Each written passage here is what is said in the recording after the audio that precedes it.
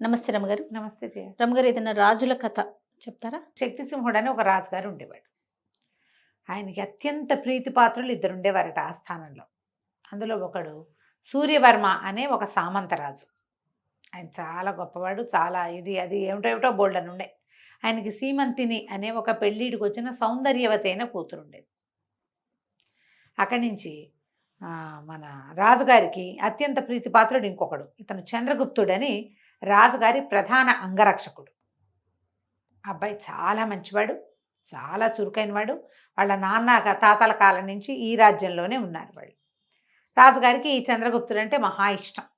సూర్యవర్మకి చంద్రగుప్తుడికి పెద్ద ఏం పడుతున్నట్టు ఏం కనపడేది కాదు, కానీ గొడవలేం లేవు. అయితే ఏమైంది, ఈ సీమంతిని ఈ చంద్రగుప్తుడు ప్రేమించాడు. వాళ్ళిద్దరూ ప్రేమించుకున్నారు.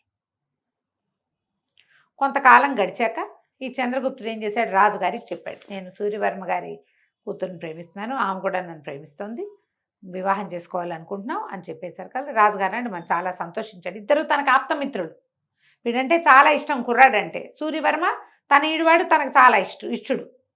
సరే, ఒకరోజు సూర్యవర్మని మధ్యాహ్నం భోజనాన్ని పిలిచి, మీ అమ్మాయిను చంద్రగుప్తుడు ఒకళ్ళనొకళ్ళు ప్రేమించుకుంటున్నారట, చక్కగా పెళ్లి చేద్దామా మనం అని అడిగాడు. ఆయన సంతోషంగా అడిగేసరికి సూర్యవర్మ కొళ్ళు మండిపోయింది.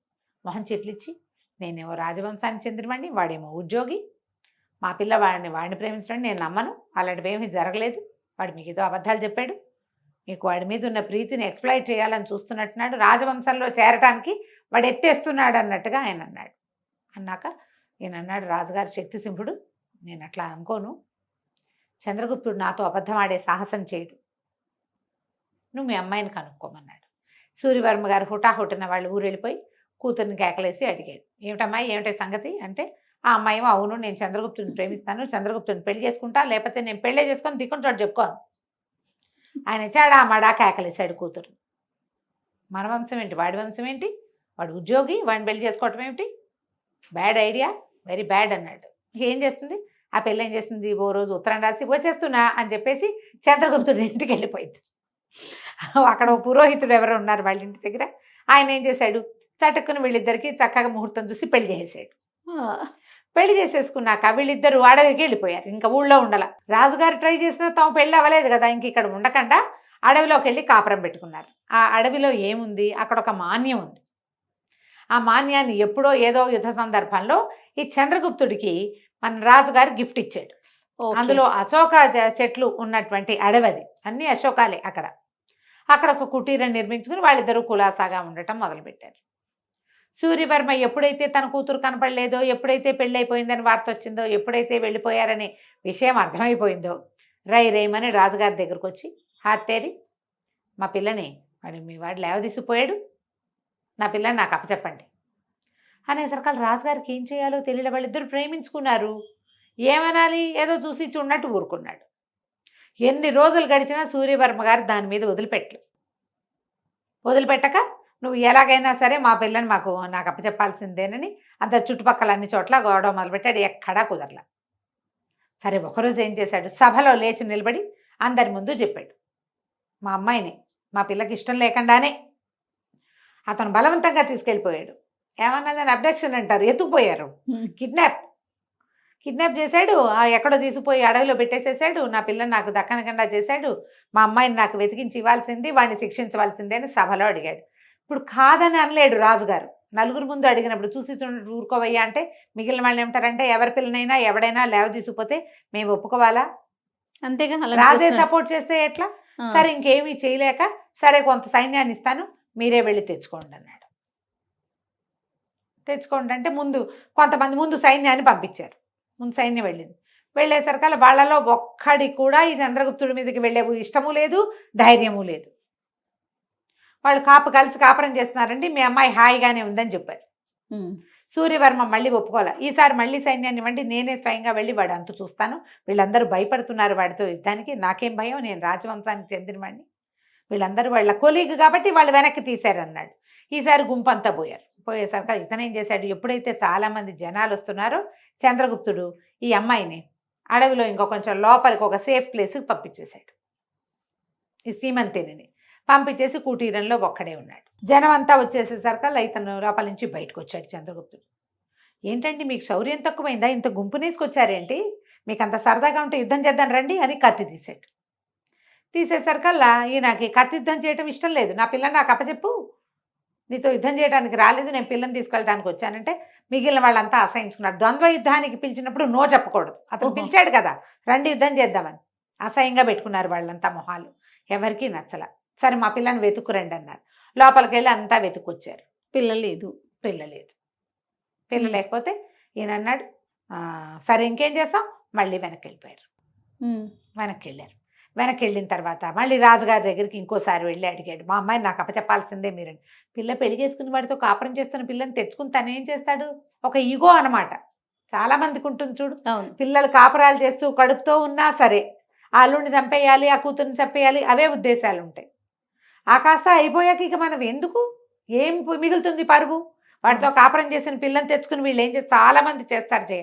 ఇప్పటికీ కూడా తండ్రుల్లో చుట్టాల్లో ఈ రకమైన ఈగో పద్ధతి, పరువు హత్యలు అవే కదా అవే కదా. పిల్ల అక్కడ ఉండి పోని ఎక్కడో ఉంటే కాదు, వాళ్ళతో కలిసి కాపురం చేస్తూ వాడితో కలిసి తింటూ తిరుగుతూ గర్భవతులు కూడా అయ్యాక నీ పిల్లని నువ్వు వెనక్కి తెచ్చి దాన్ని ఎట్లా క్లీన్ చేస్తావో చెప్పు. ఈ రాజస్థాను బీహారు ఆ వైపు కూడా ఇలాంటి పద్ధతులే చేయ. కుదిరితే ఆ పిల్లని కూడా చంపేస్తారట. అక్కడేమో ఆ పిల్లని చంపేస్తారు, మనకి ఇక్కడ పిల్లని చంపారు. పిల్లని తెచ్చేసుకోవాలనుకుంటారు. కాపురం చేసిన పిల్లని తెచ్చుకుని ఏం చేసుకుంటాం అనుకోరు, ఆలోచించరు. కేవలం వాడి దగ్గర ఇది ఉండకూడదు అంతే. వీయన కూడా అదే చేశాడు. ఈసారి ఏం చేశాడు, కొంతమంది మాగతల్ని కొంతమందిని పిలిచి మీరందరూ ఓ పని చేయండి, వాడి దగ్గరికి వెళ్ళి స్తోత్ర పాఠం చేయండి, వాడు స్తోత్ర పాఠాలు వినటానికి అప్రమత్తంగా ఉంటాడు, అప్పుడు మేము మీద పడి పట్టేసుకుంటామన్నాడు. వాళ్ళు వణుక్కుంటూనే పోయారు వంది మాగతులు. ఈసారి శ్రీమంతిని ఇంట్లోనే ఉంది. ఓహో. ముందు వంది మాగధులు వెళ్ళేసరికి వెళ్ళిన వాళ్ళు నువ్వు అంతవాడివి ఇంతవాడివి, నీలాంటి వాడు గొప్పవాడు ఎవరు లేరు, మీ నాన్న అంత గొప్పవాడు, మీ తాత ఈ యుద్ధంలో వీళ్ళని గెలిచాడని స్తోత్ర పాఠాలు చేస్తుంటే అతను స్థిమితంగా కూర్చుని వింటున్నాడు. కత్తిడాలు ఏమీ లేవు దగ్గరలో. వాడి చేతిలో కత్తి ఉంటే చెండ ప్రచండు వాడు. కూర్చుని ఉన్నవాడు ఏం చేస్తాడు, ఆ కత్తి కోసం వాడు వెళ్ళే లోపలే వాడిని పట్టేసుకోవచ్చు. ఈ సూర్యవర్మ ఏం చేశాడు, ఒక 50 మంది సైనికులతో ఒక్కసారి ఆ కుటీరం మీద పడి ఈయన కాళ్ళు చేతులు పెడరెక్కలు విరిచి పట్టేశారు ఆ చంద్రగుప్తుడు. నా పిల్లని నాకు అవి చెప్పి అమ్మాయిని కూడా వెంబడి అమ్మాయి ఏడ్చుకుంటూ వచ్చింది. సరే తీసుకొచ్చారు. తీసుకొచ్చేసరికల్లా చంద్రగుప్తుడు ఏమంటాడు, వివాహం అయింది 8 నెలల నుంచి కాపురం చేస్తున్నాం, ఫలానా పురోహితుడు ఫలానా దేవాలయంలో ఫలానా చుట్టుపక్కల మధ్యలో నా పెళ్ళయింది, నేను ఆమెను ఎత్తుపోలేదు, ఆమె నాతో స్వయంగా వచ్చింది, నన్ను ప్రేమిస్తోంది, నాతో భార్యగా ఉంది, ఆమెను విడిచే ప్రసక్తి లేదంటాడు చంద్రగుప్తుడు. నా ఇష్టం లేకుండా నేను కన్యాదానం చేయకుండా నా పిల్లకి పెళ్ళేట అవుతుంది అంటాడు సూర్యవర్మ. ఆయన ఆ పాయింట్లోంచి దిగడు, ఇతను ఈ పాయింట్లోంచి దిగడు.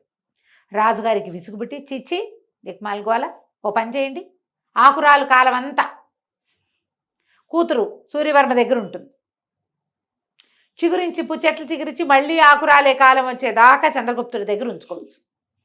6 నెలలు నువ్వు 6 నెలలు నువ్వు ఉంచుకోండి అంతేనని తీర్పిచ్చాడు. ఎప్పుడైతే ఇతన్ని సభలోకి తీసుకొచ్చారో ఆ సీమంతిని ఇంకా రాల, ఆ ఇంటి దగ్గర ఉండిపోయింది, అడవిలో ఉండిపోయింది. నేను రానని చెప్పేసింది. అక్కడి నుంచి ఏం చేశారు, సైనికులు వచ్చి రాజుగారి ఫర్మానా అంతా చదివారు. అమ్మా ఆకురాల కాలం వచ్చింది, నువ్వు ఇంకా మేము వచ్చి మీ నాన్నగారి దగ్గర ఉండాలంటే సరే అనండి. ఆవిడ ఏం చూపించింది, తోట అంతా చూపించింది. ఈ చెట్ల ఆకులు రాలేక వస్తా మా నాన్న ఇంటికి, కావాలంటే 2 సైనికులు ఇక్కడ కాపలా ఉండండి, ఆకులు రాలేక వస్తాను అని చెప్పింది. ఏమిటది, అశోకవనం, అది చచ్చినా చెట్లు రాదు. అవును, ఎప్పటికీ రాదు. ఆ అమ్మాయి ఏనాడు తన తండ్రి ఇంటికి వెళ్ళాల, హాయిగా భర్తతోటే ఉండిపోయింది. రాజుగారు ఇచ్చిన తీర్పు ఏమైంది, తీర్పు మాత్రం ఇచ్చారు, చెట్ల ఆకులు అన్ని చోట్ల రాలుతాయి, నేనున్న చోట ఆకులు రాలితేనే నా లెక్క, అంతే, నేనున్న చోట ఆకులు రాలిపోతే నేను రాను, అవి రాలని నేను వస్తానంటు.